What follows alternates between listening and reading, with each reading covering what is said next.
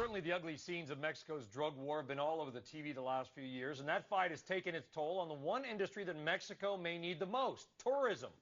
But are those fears overdone?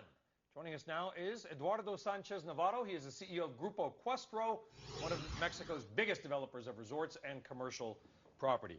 Our viewers see the scenes in, Ciudad Juarez outside of El Paso. It's rough looking.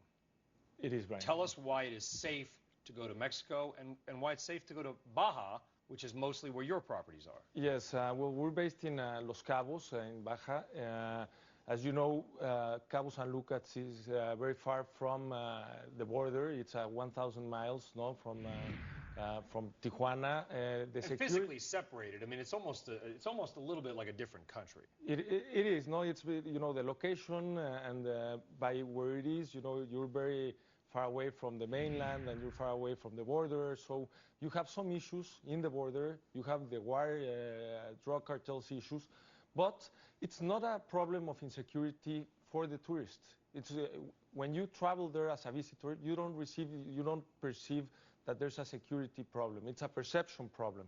We obviously have a perception problem on insecurity in Mexico, but because of the drug wars, but not for the tourist. We receive 2.6 million visitors in Los Cabos. There's no problem to the visitors, to the tourists. How does that compare to previous years? Are you down at all because of what people have seen? What are people telling you? Well, we're a little bit down because obviously we had the swine flu and we had some issues, the crisis that has been, in the real estate market. People are spending a little bit less, but you don't have a problem of security. And of the 2.6 million people that we receive in Los Cabos, 1.6 are Americans, North Americans from the U.S., from Canada. There's no security issues for the visitor, no? And I think it's very important to mention that.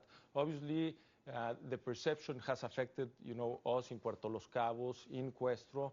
But once that they arrive there, the visitor arrives there, and he sees that there's no problem, then he continues on going, no? Now, you have two different issues, no? You have the issue of the security for the guy, of the perception of the security for the guy that is traveling for a hotel, which is a decision much easier, no? I'll go there for a couple of days, couple of nights, and then come back. And then you have that problem for the one that is buying a house, which is a more compromised decision, not to buy a house.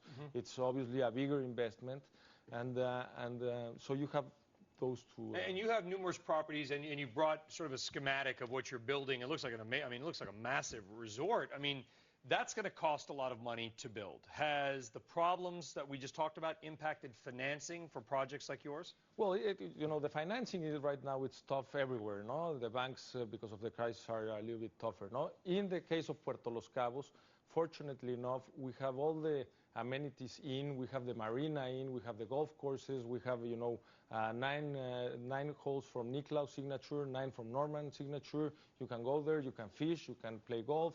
We have all the infrastructure on the roads. So it's an integrated project. It's an 1,800 acres project where, Are most of these going to be sale units? Selling them? Yes. And then they rent out as sort of hotel type for the owner, basically. We have both. We have, full ownership. Right now we have 3 bubbles that we have out, no, where it's full ownership. You buy a lot, you build your house. We're going to put 6 hotels. We have 6 hotel sites here, so we'll have the hotels. We'll have a village.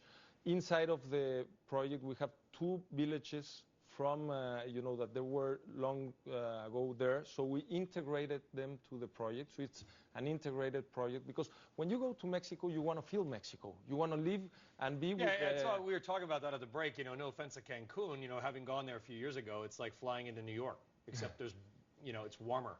But you don't get the Mexico feel in Cancun. No offense to those in the Yucatan Peninsula, but it's true.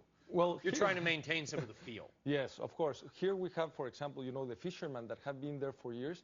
You go there and you convive with them. You are conviving with them. As the Mexican people are very warm, are very.